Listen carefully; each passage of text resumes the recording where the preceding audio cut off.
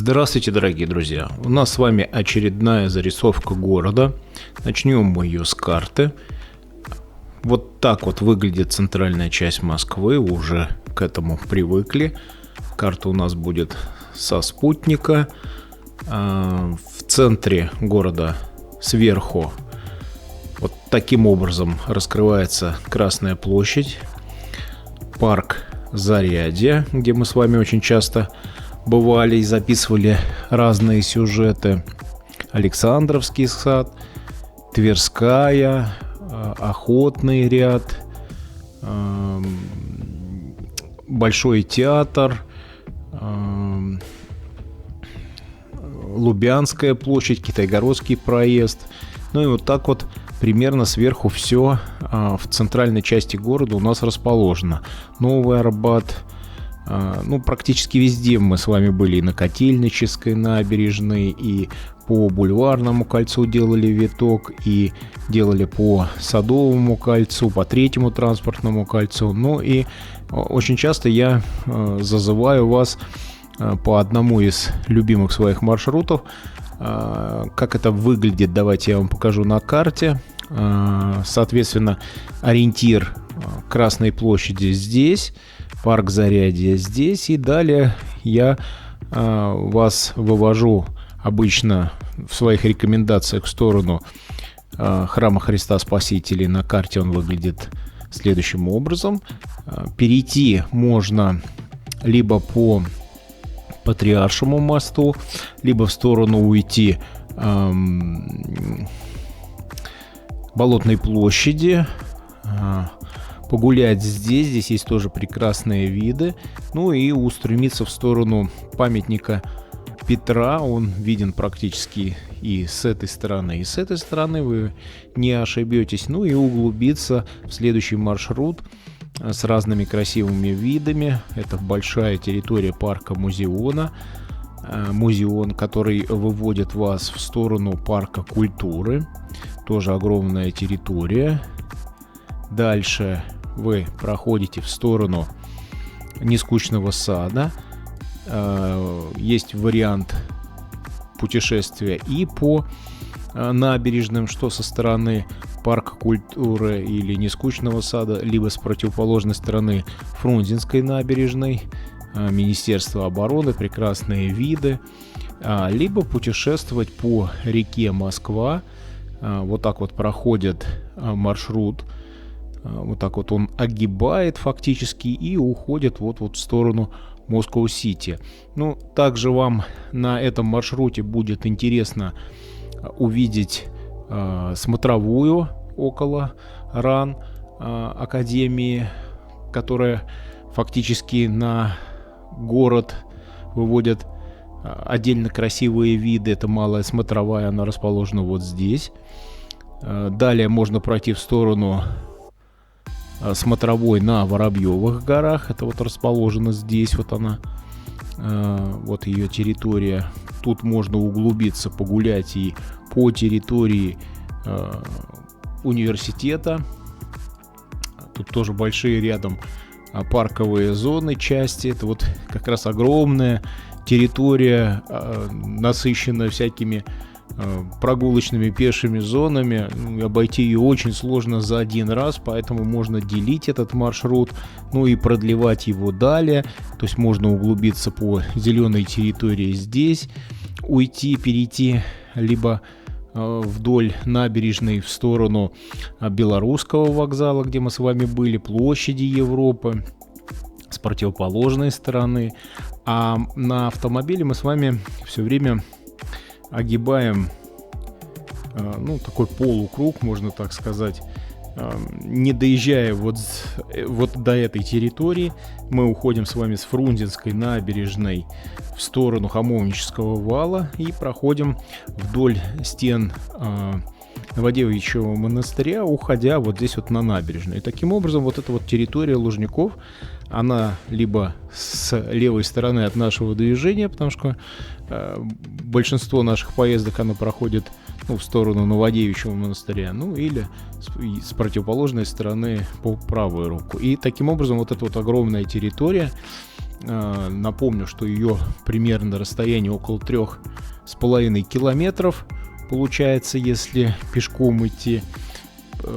И она нами, остается практически незамечена. Поэтому я предлагаю в этом сюжете пройтись по набережной. Также вы увидите, что всякие павильоны еще достраиваются. Много еще здесь предстоит сделать. Я уверен, что это даст нам отдельный сюжет, отдельный повод сюда возвратиться и записать отдельные прогулочные зарисовочки. И вот вы видите, что все-таки можно и из этой части углубиться и найти какие-то дополнительные маршруты разные и пойти в сторону, например, Дома правительства, уйти либо по Новому Арбату, возвратиться, как я вам рассказывал, в сторону Кремля, либо по Старому Арбату погулять, либо уйти к Москва-Сити. Вот примерно такая вот получается прогулочная огромная территория с разными видами, по которой можно достаточно долго бродить, ходить, либо по ней на каком-то электротранспорте перемещаться. И давайте перейдем к прогулке. Мы будем двигаться от, давайте назовем Новодевичий монастырь вот отсюда, в противоположную сторону, против часовой стрелки, в сторону моста, метромоста и в сторону Фрунзенской набережной. Сделаем вот такой вот, восполним, точнее, наш маршрут, и заодно будет полное понимание, что можно будет увидеть, проплывая по реке на речном транспорте с какими-то обзорными экскурсиями. Я буду надеяться, что в дальнейшем вот этот вот маршрут по реке, он будет расширен.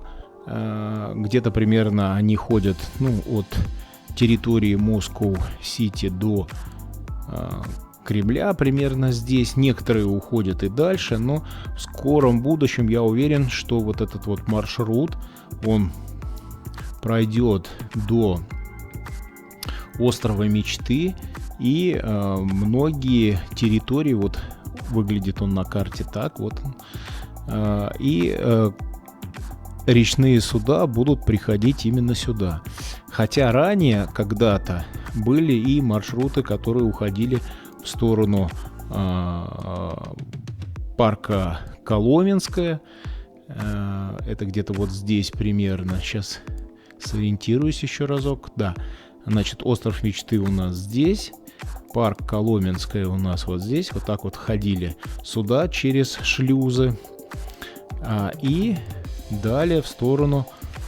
Мы здесь тоже с вами записали много разных зарисовок. Вот обратите внимание, что вся вот эта вот территория зеленая и прогулочная.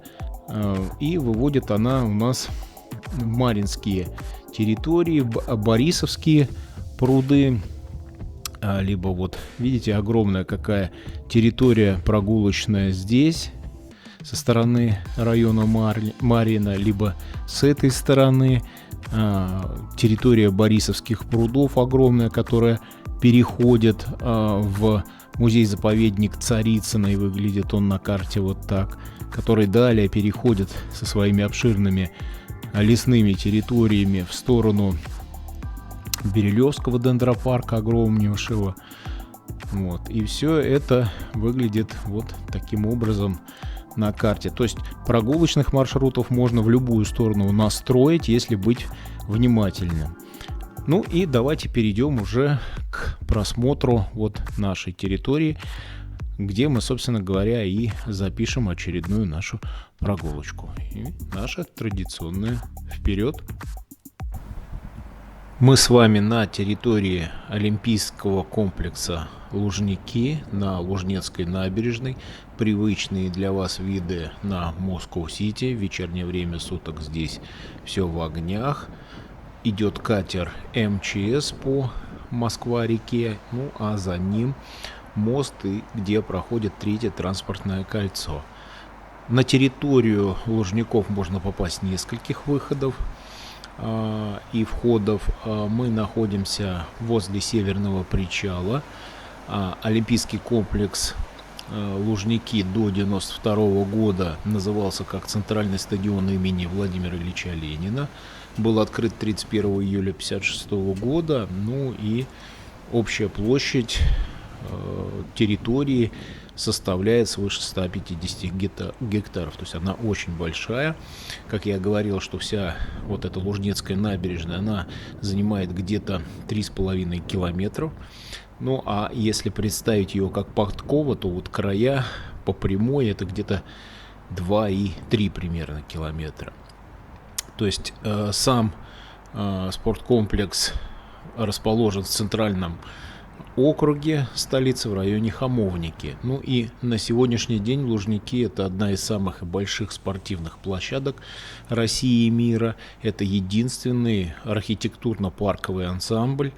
То есть тут более 80 сооружений и объектов, наиболее значимые из которых большая спортивная арена, вы ее увидите, малая арена, дворец спорта, дворец водных видов спорта, открытый аквакомплекс, северный спортивный центр, южный спортивный центр, каток, спортивный городок. Вот так вот выглядят разные павильоны, и здесь милицейский причал. Вот параллельно, несмотря на отсутствие погоды, постоянно нас будут встречать спортсмены.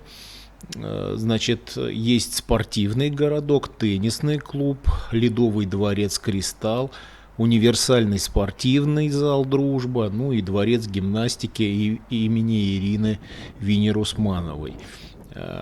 Виды потрясающие, территория прекрасная, даже вот несмотря на отсутствие погоды и серые краски, вы видите, как много людей занимается спортом и скандинавской, и вело, и на специальных роликах.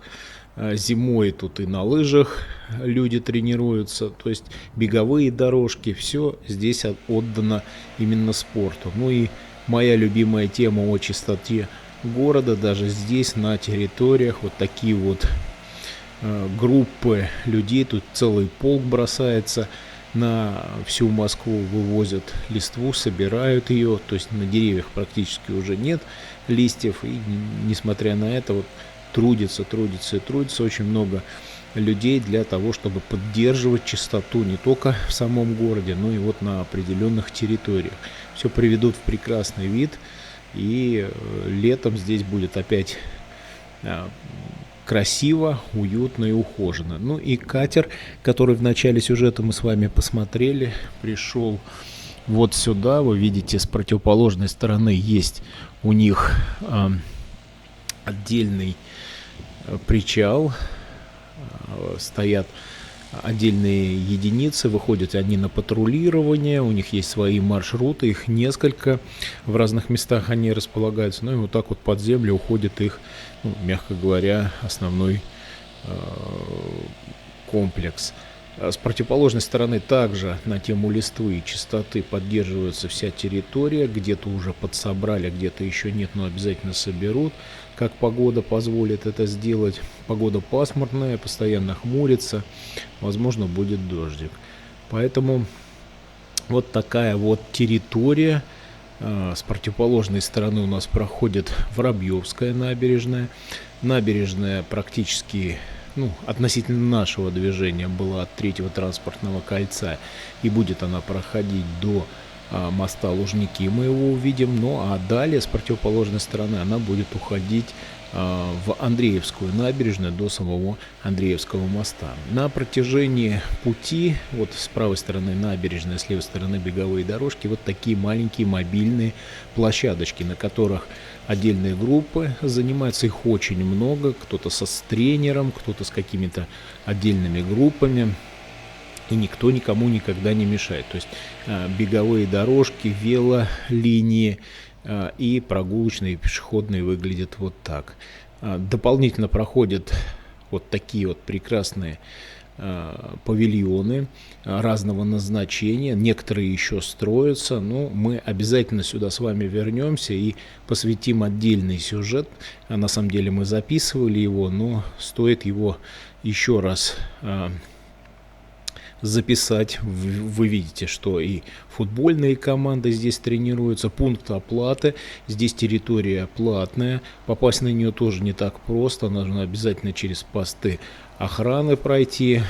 Тут проходит очень много разных спортивных мероприятий, поэтому охраняется, естественно, по периметру вся. Ну и в проведении каких-то крупных мероприятий спортивных, естественно, сюда попасть можно только по пропускам. Ну вот, к счастью, пока нету никаких мероприятий, то проход сюда фактически свободный. То есть, и как вы видите, на протяжении всего ролика нас постоянно встречают спортсмены, либо люди, которые отдают повышенное внимание спортивному образу жизни. И мы дошли до центрального причала. Так вот выглядит у нас на горизонте Московский государственный университет имени Ломоносова. Ну и Воробьевы горы обрели новую точку притяжения, то есть первую московскую канатную дорогу, соединившую два берега через Москву-реку. Сложно представить другое место в столице, где воздушная трасса была бы столь ограничена и востребована. Теперь спортивный комплекс Лужники и знаменитая смотровая площадка Воробьевы горы, они между собой связаны прочными тросами и захватывающим ощущением полета. Если у вас будет возможность, воспользуйтесь канатной дорогой, ходят по ней вагончики. В данном случае идут профилактические работы. Впереди у нас сезон зимний, и, скорее всего, готовят к зиме кабинки. И саму, конечно же, дорогу. Я думаю, что к лету точно все запустят. Просто ведутся какие-то отдельные работы, которые во время съемки нас застигли, скажем так. И сам стадион выглядит с центрального причала, так он называется, стадион Лужники, выглядит вот так. На горизонте высотка, расположенная на Мосфильмовской улице. И очень часто встречаются такие пункты проката. Расценки, я надеюсь, вам видны. Их очень много.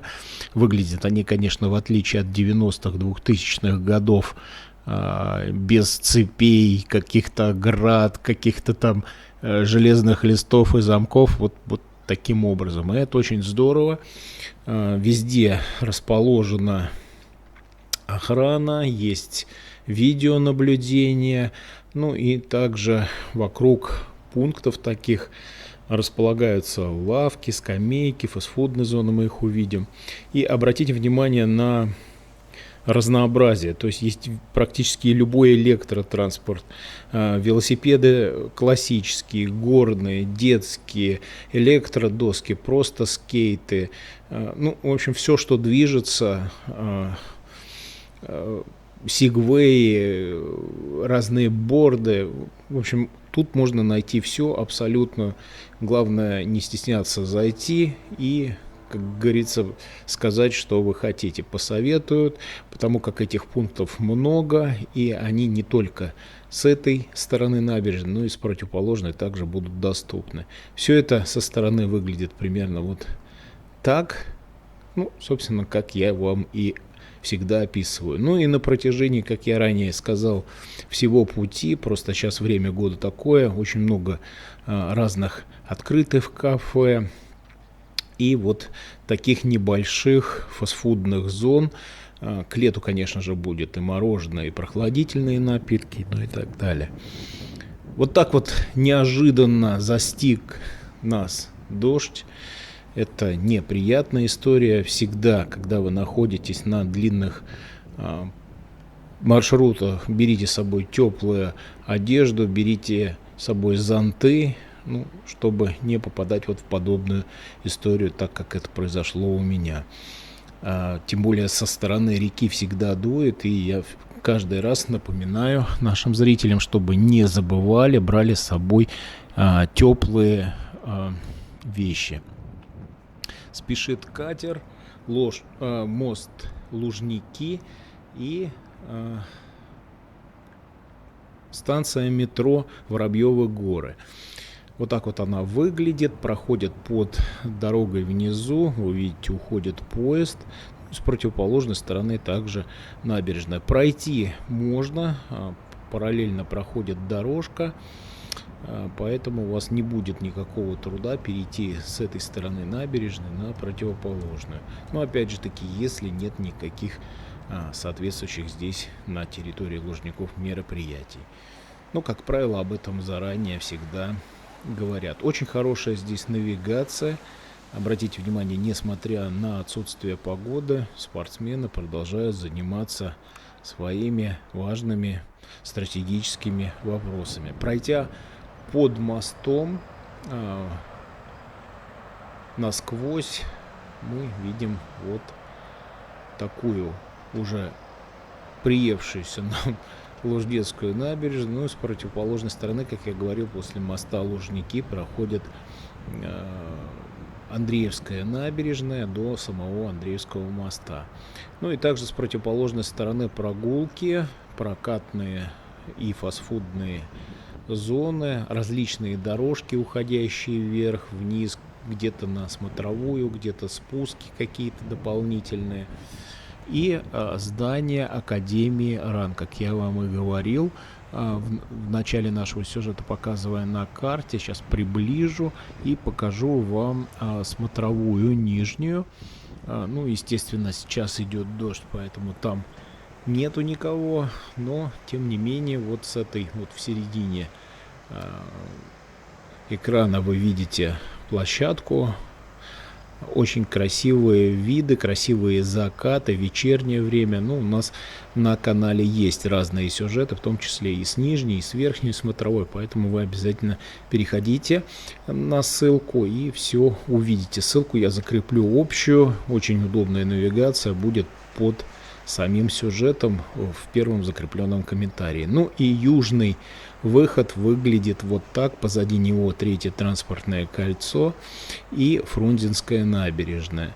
Вот такая у нас с вами прошла, с одной стороны, коротенькая, но с другой стороны немалая территория. 3,5 километра пройдено. Ну и, соответственно, набережная, которая скрывается за Хамовническим валом, выглядит вот так. Ну а с противоположной стороны спортивные объекты набирают свою силу. Здесь у нас будет теннисный клуб, и выглядит он уже сегодня примерно так. Перешел я по мосту на противоположную сторону, но, к сожалению, пошел очень сильный дождь, и задуманное не получилось. Я хотел заснять виды на противоположную сторону Москва-реки, показать вам ту территорию, которую мы с вами прошли. Но, к сожалению, пошел очень сильный дождь, поднялся сильный ветер, и записывать практически стало невозможно. Но, тем не менее, есть и приятные моменты в этом. Вы видите, что Москва продолжает восстанавливаться, ремонтироваться, очищаться. И вот вы видите, даже несмотря на погоду, работают разные службы, занимаются запланированным для того, чтобы вы уже, посетив город в определенный сезон, оставались довольны. Я очень рад, что мне удалось все-таки, несмотря на отсутствие погоды, сделать очередной сюжет, поделиться с вами. У нас есть такой восполненный пробел. Я уверен, что, может быть, даже отсутствие погоды позволит возвратиться сюда, чтобы сделать отдельные сюжеты, пройти и по противоположной стороне, по Воробьевской набережной, и сделать прекрасные зарисовки, которые мы с вами в скором будущем увидим. Я не прощаюсь с вами, говорю свое традиционное, ну а пока-пока. Жду ваших комментариев и желаю вам крепкого здоровья. Пусть у каждого будет все хорошо.